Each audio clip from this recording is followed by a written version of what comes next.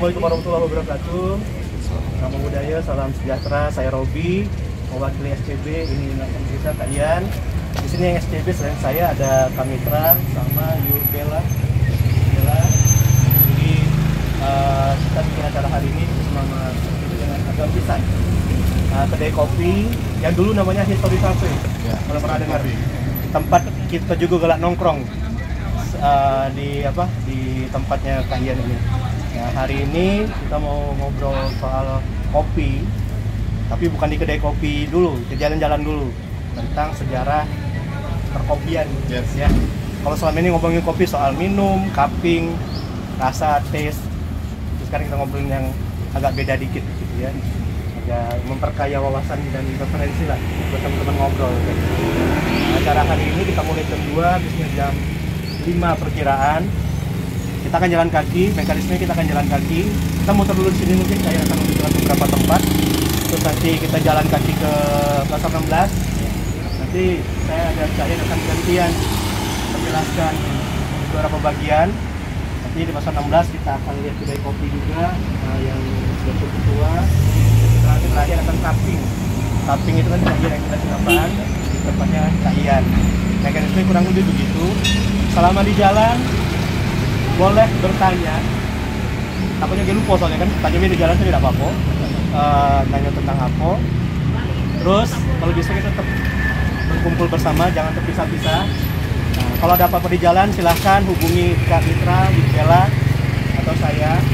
Itu nanya tentang hal-hal soal perjalanan boleh. Kalau pertanyaan ada narasumber saya atau saya bisa, siapa yang tergantung di ngomong.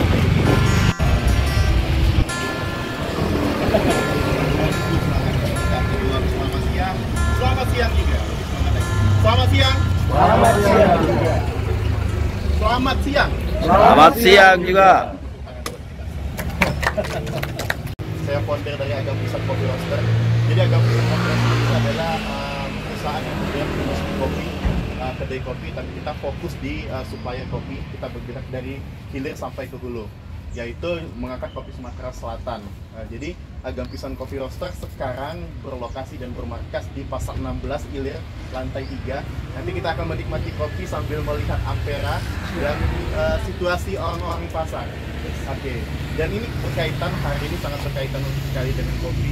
Ternyata di gedung ini dulu selain menyimpan beras, ada kayak bahan baku kayak semen segala macam, termasuk kopi juga, yang memang dulu dilalui oleh sungai dari Muarai dan lain sebagainya. Pusatnya di sini yang disebarkan ke pedagang-pedagang kopi. Kalau zaman sekarang namanya coffee shop, Starbucks segala macam. Kalau dulu namanya ya kedai-kedai kopi biasa atau kopi-kopi bubuk yang kebanyakan penjualnya itu ada di Pasar 16 Ilir. Di Pasar 16 Ilir itu ada beberapa kedai kopi yang masih buka dari tahun 80-an dan bertahan sampai sekarang, dan pedagang-pedagang yang kayak Asu-Asu, Koko-Koko yang masih jual bubuk kopi dari tahun 80-an yang dulunya memang sumbernya dari sini. Nah, kenapa dari sini? Karena memang daerah Sekana sampai Pasar 16 ya memang salah satu industri terbesar dalam hal apapun, termasuk juga kopi. Dan kita harus bangga, Sumatera Selatan itu daerah penghasil kopi terbesar. Kita punya 260.000 hektar luas lahan kebun kopi. Kalau dibilang Sumsel itu bukan kebun kopi lagi, tapi hutan kopi. Di Pagar Alam itu, saking berkaitannya sama gedung ini, sama Pasar 16 juga, di Pagar Alam itu ada salah satu tanaman kopi yang tumbuh atau tanaman tua dari tahun 80-an. Faktanya ternyata bukan hanya teh. Dulu kopi-kopi dari Sumatera Selatan atau kopi-kopi Pagar Alam khususnya itu memang diekspor keluar dan memang dinikmatin oleh orang-orang di Eropa. Sungai Musi yang paling sering difoto itu adalah Sungai Sekana. Kenapa? Karena memang dekat belakang perumahan Belanda, jadi mereka bawa kamera tinggal motor-motor doang. Terus baru tahun 1920-an jadi perkantoran, ada Hotel Wilhelmina di sebelah situ. Namanya dari Ratu Belanda, menyelesaikan ada tamannya kayak gitu.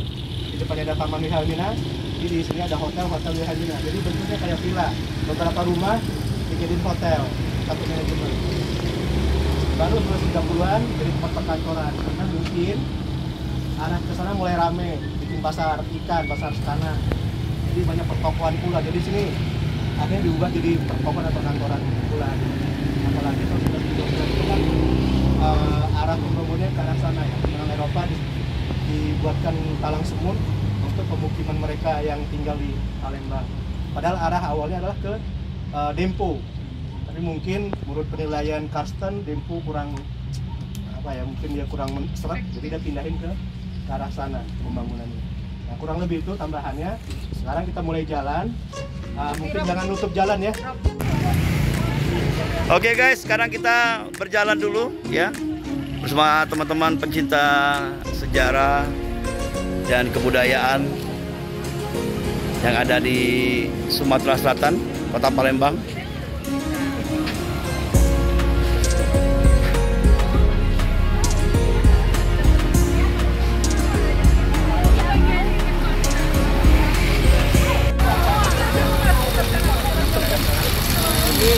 KBTR dikelola oleh KBTR, dikelola oleh grupnya hotel apa di Arista, tapi sekarang udah dikembalikan lagi ke Pemkot.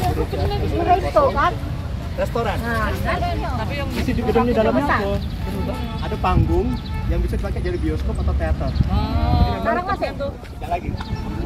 Nonton di sini. Nah ya Pak. Oh, belum nonton di sini. Mudah-mudahan idenya Wak tadi bisa ini karena bagus, tempat ini ikonik kan. Tahun 90-an. Di Bogor itu kan. Dibawain ke Bang Rob. Jadi gedung kebudayaan, Taman Kebudayaan Kota Palembang. Kembalikan ke titahnya sebagai gedung pertunjukannya. Lebih dulu gedung Balai Pertemuan yang di belakang. Balai Pertunjukan itu ya. Baru bangun ini. Berdasarkan foto-foto tahun 45 pas perang itu, ini belum ada. Jadi dia dibangunnya. Pernah renov ya? Hah? Belum pernah renov. Belum pernah renov. Ini bentuk aslinya Buat ya? memang.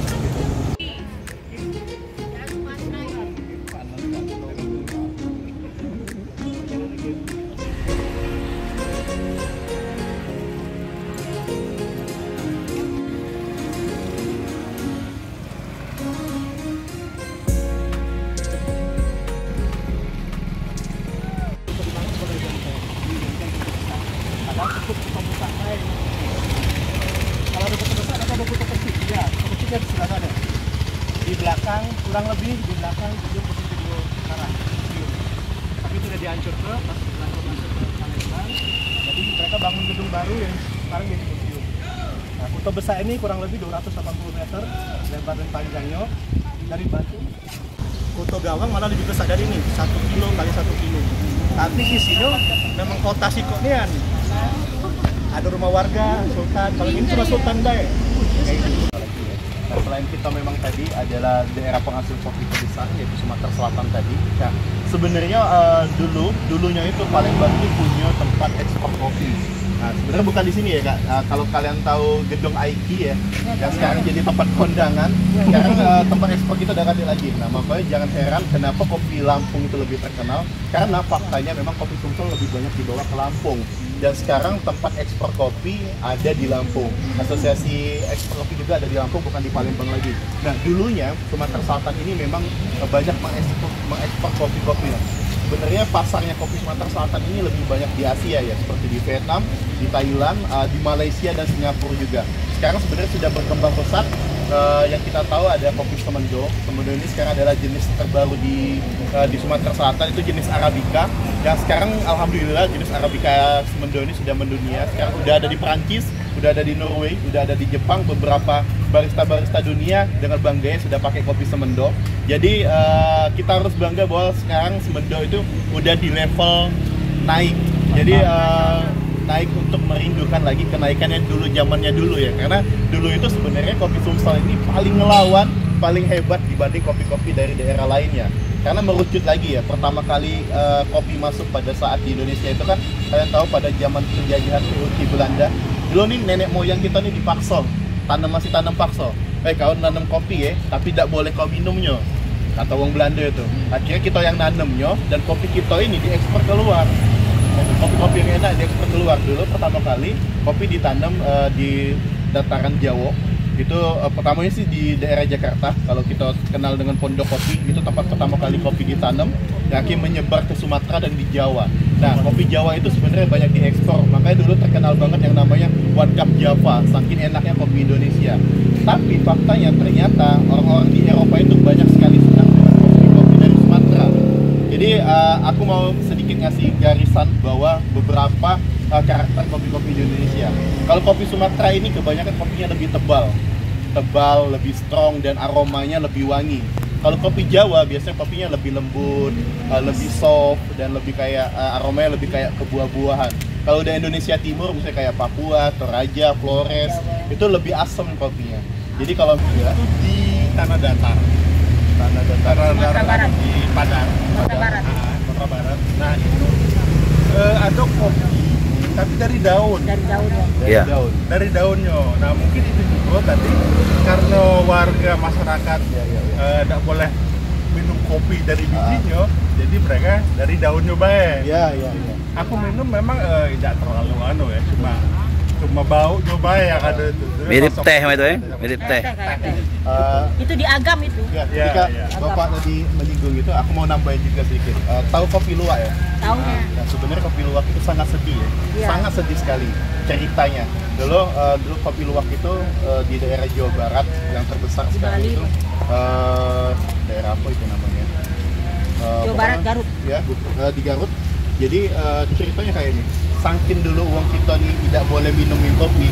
Kata orang Belanda, ini bukan bahasa Belanda, bahasa Palembang versi bahasa Palembang. Kata orang Belanda, kau makan yang kotoran-kotoran itu, Be. Saking sedihnya saya. Akhirnya kotoran itu, kalau orang Belanda ternyata tahu itu bakal jadi kopi termahal di dunia, nggak mungkin sampai saat ini kita juga tidak bisa nikmatin. Akhirnya karena bergeraknya dari situ, ya makan daun-daunnya atau kulit-kulitnya yang kita kenal sekarang dari kaskaran namanya. Kulit kopinya itu bisa juga dibikin teh. Salah satunya juga si kotoran-kotoran luwak itu yalah dipungutin lah oleh wong-wong Indonesia, dicuci bersih. Akhirnya ternyata luwak itu hanya ada di Indonesia ya, dan satu-satunya yang bisa mengeluarkan fermentasi secara alami di perut hewan itu hanya luwak. Dan binatang luwak ini adalah pemakan buah yang paling sensitif.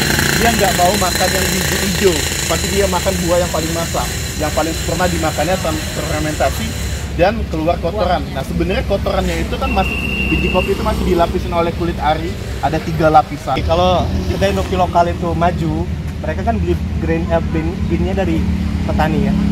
Jadi petani juga dapat banyak orderan. Mereka semangat ya, buat ini ya, buat menaikkan kualitas, menambah jumlah gitu. Jadi ini adalah cara kita yang bisa kita lakukan dengan sederhana untuk mendukung kopi Sumsel. Bukan cuma kedai kopinya ya, tapi juga petaninya. Kayak gitu.